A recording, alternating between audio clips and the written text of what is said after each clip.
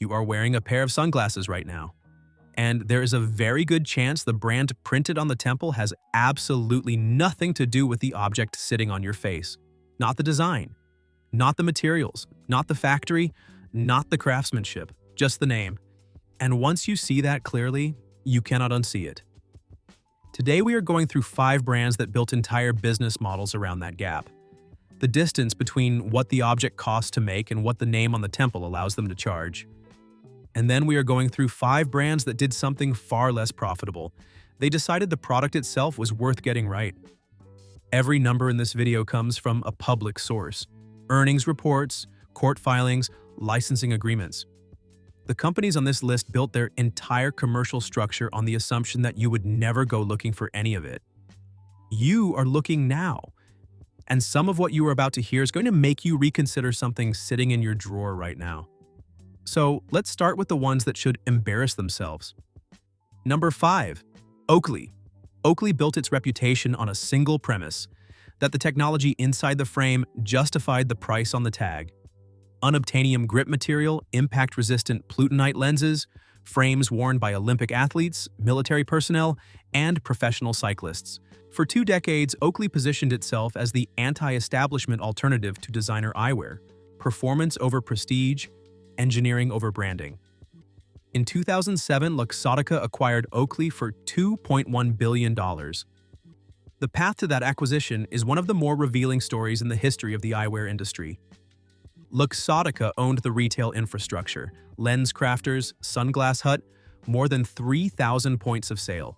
When Oakley resisted early acquisition discussions, Luxottica pulled Oakley products from its retail chains entirely, and Oakley's stock dropped 25% in a single day. The leverage was absolute, and it was used without hesitation. Oakley's founder described the dynamic publicly at the time. The word he chose was not subtle. He called it extortion. The acquisition completed, and production moved into Luxottica's manufacturing infrastructure. The brand that had spent 20 years telling you it existed in opposition to the designer eyewear establishment became a division of the largest eyewear conglomerate on Earth. EssilorLuxottica reported a gross margin of 63.5% in their 2024 annual report. That margin applies across the entire portfolio. The Oakley sitting in your car right now exists inside that structure, and this is where it becomes uncomfortable. On consumer review platforms, customers have documented lenses developing cracks within 60 days of purchase, with warranty claims denied due to contact with perspiration. A performance brand built on engineering refusing a claim because of sweat. The technology story is still real in certain lines. The ownership story makes the premium significantly harder to justify. Nothing about the lens needed to change for the frame to mean something different. Before we move to the next one, understand this: nothing you have seen so far is an exception. It is a pattern, and it gets worse. Number 4. Tom Ford. In November 2023, an Italian eyewear manufacturer paid $250 million for a perpetual license to produce Tom Ford eyewear. Perpetual, without expiration, not to own the brand, not to control the name, just the right to keep printing it. For nearly 2 decades, the frames were produced using materials that cost between $15 and $40 at manufacturing scale, and sold for hundreds. The difference was not in the object, it was in the name.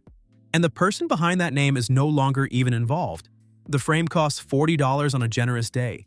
The words on the temple cost $250 million. That is not a product decision. That is mathematics. At this point, you might think this is just how the entire industry works: that every pair of sunglasses is just a logo attached to a factory. That assumption is exactly what built the system, and it is exactly why the second half of this video matters more than the first. Number 3. Dior. In 2020, LVMH reported revenues of €44.7 billion. The same year, they terminated the manufacturing agreement that had been producing every Dior eyewear frame for the previous 23 years. From 1997 to December 31, 2020, every Dior frame on the market was manufactured by Safilo Group in Longarone, in northeast Italy. That license represented approximately €125 million per year, 13% of Safilo's total revenue. When the license was not renewed, Sofilo's stock dropped 6% in a single trading day. 6% in one afternoon. Not because the product changed, not because the quality failed, because the name moved. Production shifted to a different factory in the same town. The materials did not change, the construction did not change, the geography did not change. Only one thing changed: who collects the margin? The price did not move. The perception did not move. The store did not move. But the money did. And Dior counted on you never knowing any of this. Number 2. Chanel. Chanel's sunglasses have been manufactured by EssilorLuxottica since 1999. 26 years of continuous production by the same company that manufactures Ray-Ban and Oakley. EssilorLuxottica reported a gross margin of 63.5% in 2024. For every 100 euros of products shipped, 63 euros and 50 cents stays with the company before advertising or retail costs.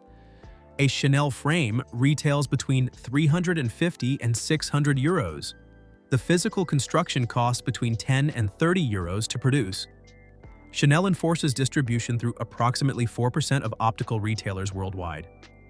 Not because of production limits, not because of quality constraints, because scarcity protects pricing. The difference between cost and retail is not hidden, it is engineered. If you are finding this useful, subscribe. This is exactly the kind of video we make every week. Now, number 1. Number 1, Ray-Ban. In 1999, Ray-Ban sunglasses were selling for $19 at gas stations and convenience stores across the United States. $19. Next to engine oil and lottery scratch cards, then Luxottica acquired the brand for $640 million. The first decision was not product, not design, not materials. It was location. They exited 13,000 low-end retail points and repositioned the brand into controlled environments. Neiman Marcus, Saks Fifth Avenue. The product did not meaningfully change, the price did. By 2002, the entry price for aviators was $89. By 2009, $129. Today, the standard aviator starts at $163. By 2014, Ray-Ban was generating over $2 billion in annual revenue, a growth of more than 8 times in 14 years on a product that had not structurally changed. The same object, a different shelf. There is currently a federal antitrust class action lawsuit in the United States accusing EssilorLuxottica of orchestrating a price-fixing conspiracy in the American eyewear market, with prices alleged to be inflated by up to 1,000%. The lawsuit is ongoing. On SiteJabber, Ray-Ban holds a rating of 1.2 stars, 1.2. The most iconic sunglasses brand in history, consumers documenting coatings failing within months. Warranty claims bounced between Ray-Ban and authorized retailers with neither accepting responsibility. That is not a product story. That is a positioning story, and every brand on this list learned from it. Now take a breath, because here's what the other side looks like when someone decides to build differently. Number 5. Warby Parker. In 2010, 4 students at the Wharton School of Business had a problem. One of them had lost his glasses on a backpacking trip and could not afford to replace them. He spent an entire semester squinting through lectures because a pair of frames cost more than his laptop. That became a question. Why does a product made from plastic and glass, engineered decades ago, cost as much as a consumer electronic device? The answer was the structure of the industry itself, so they removed it. No licensing fees, no brand royalties, no prestige margin embedded in the price. In 2024, Warby Parker reported $771 million in revenue, growing over 15% year over year. Their gross margin sits at approximately 55%, lower than the 63.5% structure we just saw, because licensing is removed, because brand royalty is removed.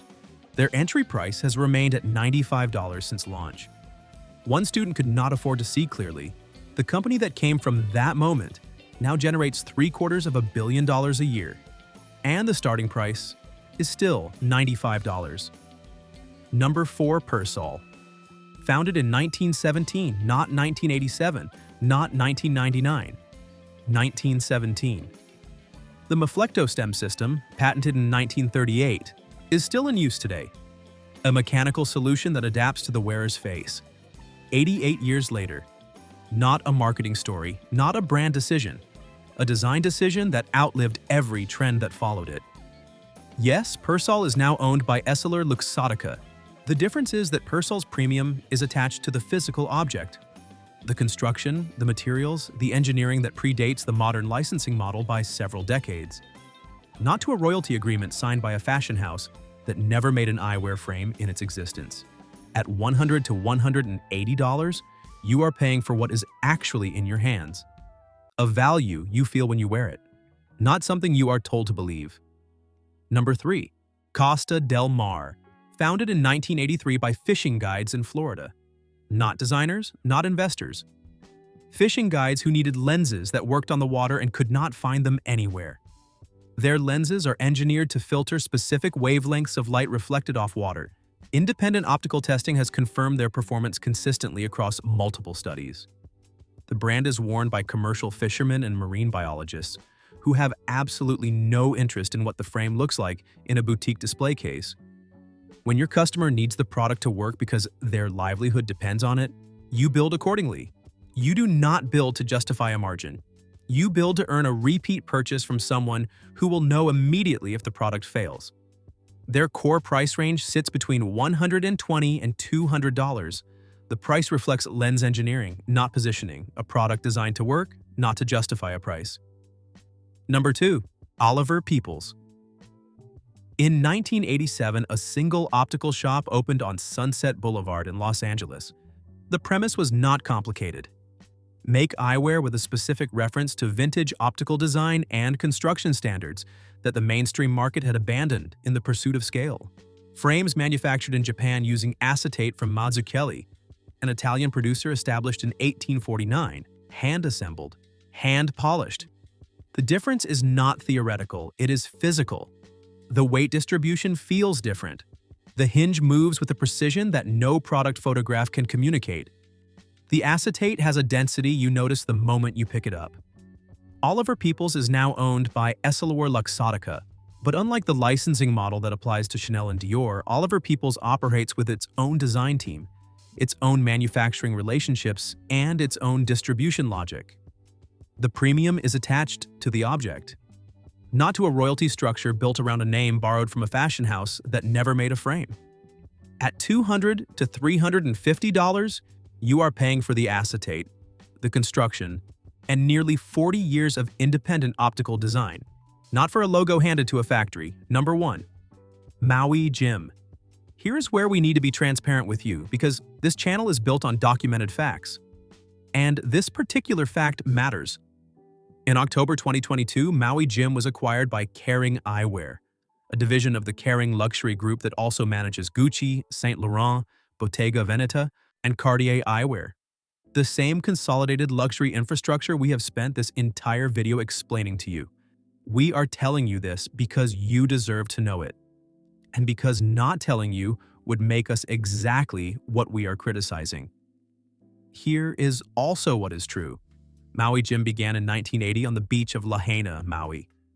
A fisherman, not a fashion house, not a luxury conglomerate. A fisherman who needed lenses that worked in intense Hawaiian sun and could not find them anywhere. So he made them. The polarized +2 lens technology that came from that origin, developed independently over 4 decades on those beaches, remains one of the most rigorously tested optical technologies in the consumer sunglasses market. Independent optical testing conducted before and after the Kering acquisition has confirmed no measurable change in lens performance. The technology that built the brand is the same technology in the frame today. The ownership changed in 2022, the lens did not. At $150 to $250, you are buying a lens that outperforms the optical quality of every brand on the left side of this list, including the ones charging twice the price. We will continue to monitor whether the acquisition changes the product. If it does, we will tell you first. That is the whole point of this channel. So where does that leave you? You walked into this video thinking you were choosing between products, different brands, different prices, different levels of quality, but that was never the real decision. You were choosing between stories, between perception and construction, between positioning and reality. 5 brands built businesses on the distance between what an object costs to produce and what a name allows them to charge. Ray-Ban proved the distance can be $174 on the same product from 2 different shelves. Chanel proved it can be €570 on a frame that costs $30 to make. Tom Ford proved it can be worth $250 million as a perpetual license for 4 words belonging to someone who no longer owns them. Dior proved you can move a factory to a different building in the same town and not change the price by a single euro. And Oakley proved that even the brand that called the system extortion eventually became part of the system. And 5 brands decided the product itself was the point. Warby Parker was built from a student who could not afford to see. Persol was built from engineering that has outlasted every trend by nearly a century. Costa Del Mar was built from fishing guides who needed lenses that actually worked. Oliver Peoples was built from a single shop on Sunset Boulevard that refused to make the frame cheaper than it needed to be. Maui Jim was built from a fisherman on a beach who could not find what he needed. So he made it. The next time you stand in front of a wall of sunglasses, nothing about that wall will look the same. Because you will not be looking at products anymore. You will be looking at structure. And once you see the structure, the price stops being confusing. It becomes predictable.